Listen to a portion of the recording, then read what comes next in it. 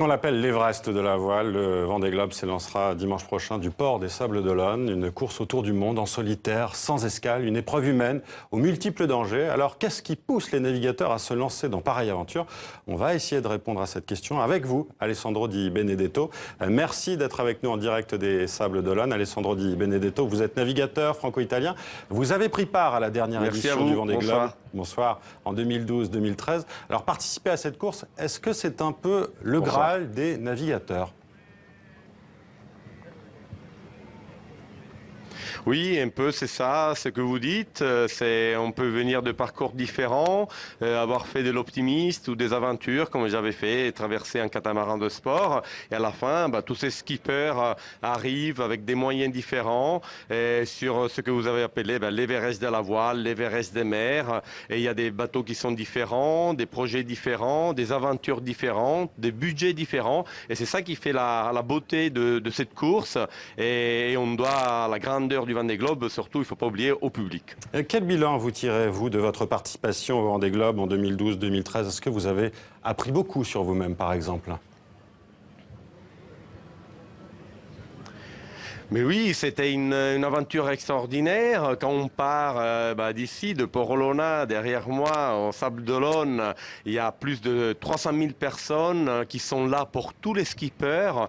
Quand vous revenez, il y a des dizaines de milliers de personnes, de gens qui sont là pour vous, pour vos sponsors et pour votre parcours. Et ça, c'est incroyable. Après, on voit des choses qu'on voit normalement dans les reportages. On voit des albatros qui font jusqu'à 3,40 m d'envergure. On croise des cachalots, des baleines et on passe Cape Horn. Donc ça, c'est des choses qui restent à vie. Moi, j'ai fait une description. Je pense que le Vendée Globe, quand on fait une tour du monde et qu'on fait le Vendée Globe, c'est comme avoir fait 10 ans d'expérience. Et non seulement en mer, non seulement dans l'aventure, mais au point de vue humain, parce qu'on rencontre des millions de personnes. Qu'est-ce qui différencie, selon vous, le Vendée Globe des autres courses à la voile? Vous qui, en plus, avez fait le tour du monde en solitaire, sans escale et sans assistance, sur un voilier mini de 6,50 m, c'était une première mondiale. Mais oui, c'était en 2010, le plus petit bateau de l'histoire, avoir terminé en solitaire, sans escale, sans assistance par les 3 caps.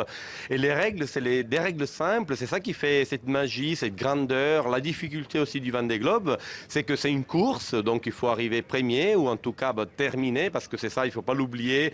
Il y a 71 skippers qui ont terminé, classés, dont je fais partie, le Vendée Globe. Et la difficulté, c'est ça, on part, on est seul, on est avec un bateau, on n'a pas droit à l'assistance, on ne peut pas s'arrêter, on ne peut pas recevoir de l'aide et tout ça en passant les 3 caps. Donc on descend dans les 40e, on laisse sur bâbord, sur notre gauche, après avoir passé l'Atlantique Nord, l'Atlantique Sud, on laisse sur la gauche à bâbord l'Afrique, donc on passe le premier cap, Cap de Bonne-Espérance, on traverse l'océan Indien.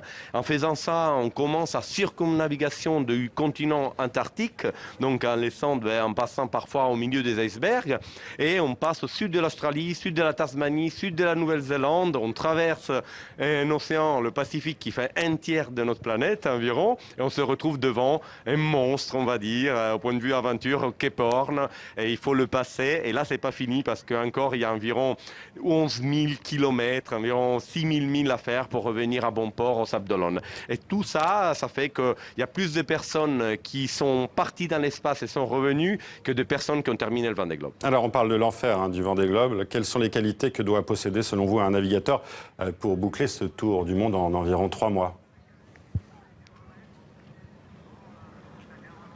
Mais c'est une préparation minutieuse du bateau et c'est pour ça que les skippers sont attentifs, reviennent sur leur bateau, ils le testent. Et après, il y a le côté performance, mais surtout la fiabilité des bateaux. Donc c'est pour ça que le plus important, c'est de continuer à naviguer sur son bateau jusqu'au dernier moment. Et c'est ça une des choses, à mon avis, plus importantes. Bien choisir le matériel, être en totale autonomie et aussi au point de vue psychologique. Ça, il faut faire vraiment attention. Il faut être passionné pour faire une belle course. Alors Alessandro Di Benedetto, il y a un sujet un peu tabou dans le monde des navigateurs, c'est la peur chez les marins. Vous allez le constater dans ce reportage de Nicolas Dudoué et Clément Aline. Quel est donc ce courage qui habite les 29 skippers de ce Vendée Globe 2016, impatients de quitter la terre ferme? J'aime bien ce moment où tu te sens un peu en guerre contre les éléments. Le Vendée Globe sollicite le bateau et le bonhomme tant qu'on est en course. Le Vendée Globe, l'Everest des mers, le flirt ultime entre l'adrénaline de la course et la limite face aux éléments. La peur du marin, sujet tabou sur les pontons, sujet dont on parle peu ou pas. Il y a 8 ans, Yann Eliès quittait le Vendée Globe entre l'Australie et le continent antarctique, fémur cassé, en pleine manœuvre, à l'avant de son monocoque, écrasé dans une vague. J'arrête d'en parler en fait, j'en parle plus. T'as pensé que c'était la fin ou pas? Non mais j'en parle plus, j'ai plus envie de parler de ça.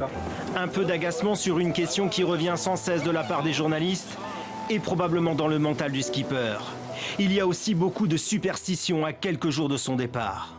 La principale peur du Breton aujourd'hui, tomber à la mer. Parce qu'un marin qui tombe à l'eau, c'est terminé. On est forcément attiré par la limite, par le point où tu es au max de ce que tu peux faire et jamais basculer de l'autre côté. C'est forcément... c'est ce que m'a dit un psy ou un préparateur mental. Vous aimez la limite? Je dis bah ouais, évidemment que je l'aime. On est fait comme ça. La limite, Bertrand de Broc l'a touché du doigt plusieurs fois. On arrive à sortir des situations souvent qui normalement nous amènent dans le mur, quoi. Et quelquefois ça passe. Donc je pense qu'il faut être gentil avec l'océan déjà. Ces océans, parfois indomptables, livrent des histoires à couper le souffle. Bertrand de Broc pourrait en compter des dizaines à en perdre la parole. Mais c'est sa langue qu'il a dû recoudre en pleine mer, lors du Vendée Globe 92. J'ai regardé par la vitre le plexiglas de la bulle et j'ai vu que le bateau partait là, comme ça, là, dans le trou, quoi.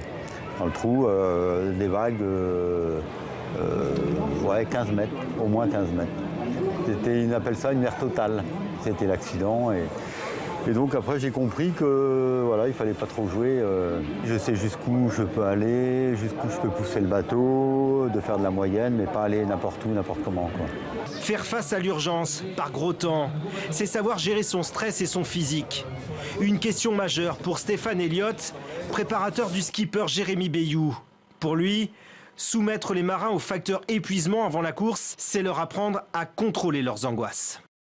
C'est très long pour eux, nerveusement, physiquement, donc les temps de récupération sont peut-être courts, ça va être en fait à eux de gérer par rapport au sommeil, donc on travaille effectivement par rapport à ça dans le physique. C'est des gens qui sont suffisamment intelligents pour se dire qu'il y a énormément de risques, donc ils sont conscients de ça.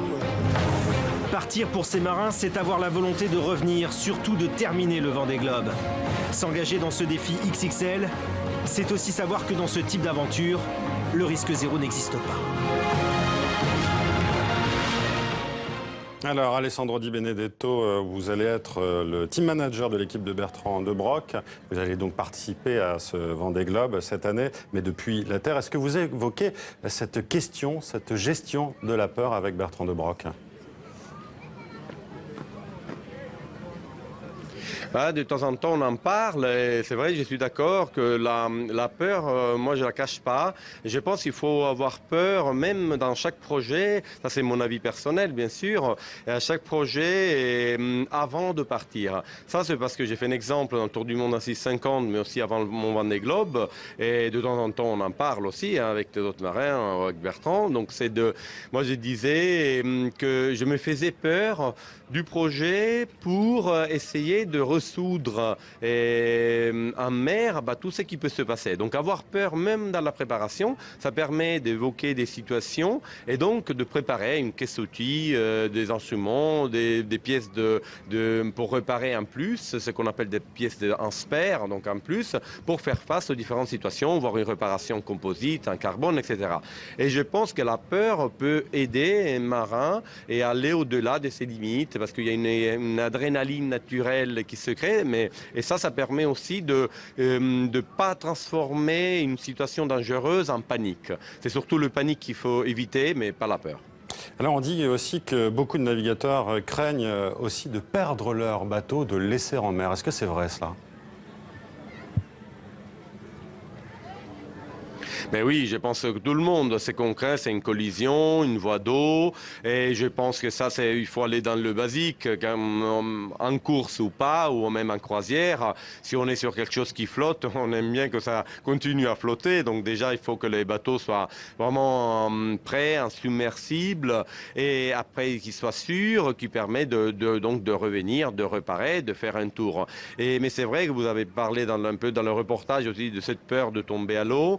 Il y a maintenant des systèmes qui permettent, qui donnent quand même une chance. Ben déjà, il faut être attaché au bateau, il faut avoir son gilet, son harnais, il y a des lignes de vie qu'il faut utiliser et tout ça. On a des casques aussi pour pas cogner si on monte dans le mât et tout ça.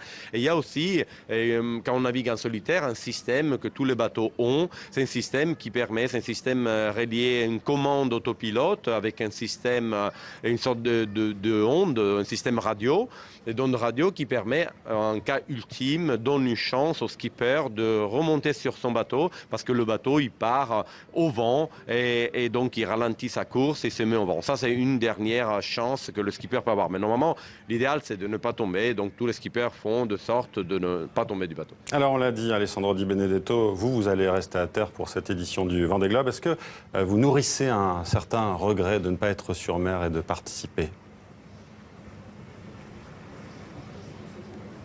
Ben, c'est sûr que j'aurais bien aimé partir, mais bon, on ne peut pas tout faire. Donc préparer un bateau et après partir. Et donc il y a des moments où on est skipper, où on prépare. Moi, je le fais dans la vie naturellement aussi, à côté de mon activité de skipper. Donc je coach des gens à différents niveaux. J'aide aussi des associations comme le Téléthon, ça je le fais gracieusement. J'écris des livres, donc je pense que j'ai écrit un livre aussi sur le Vendée Globe, c'est la dernière édition du Vendée Globe.